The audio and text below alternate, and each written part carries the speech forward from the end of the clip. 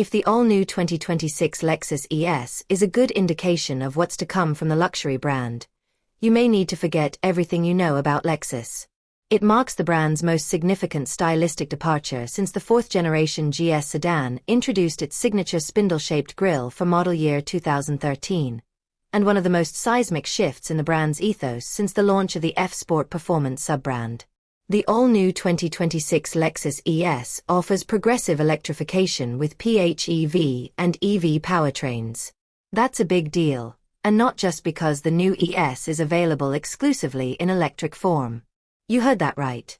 Buyers can choose between a hybrid or an all-electric powertrain, the former featuring the familiar naturally aspirated 2.5-liter four-cylinder engine backed by two electric motors. Available with front or all-wheel drive, the hybrid powertrain delivers a total of 243 horsepower, compared to the 221 horsepower of the single-motor electric ES 350e and 338 horsepower of the dual-motor ES 500e. Lexus says range is expected to be 300 miles for the single-motor and 250 miles for the dual-motor. That's not bad, but personally, that might not be enough to worry current competition from BMW, Mercedes-Benz, Audi, and Tesla. There's also no less car to haul around. Compared to the old ES, the 2026 model's 116.1-inch wheelbase is 3.1 inches longer, and the overall length sneaks up on the Big Popper LS at 202.3 inches. Even the width and height are bloated, with the 2.1 inches of width offsetting a height gain of up to 4.5 inches.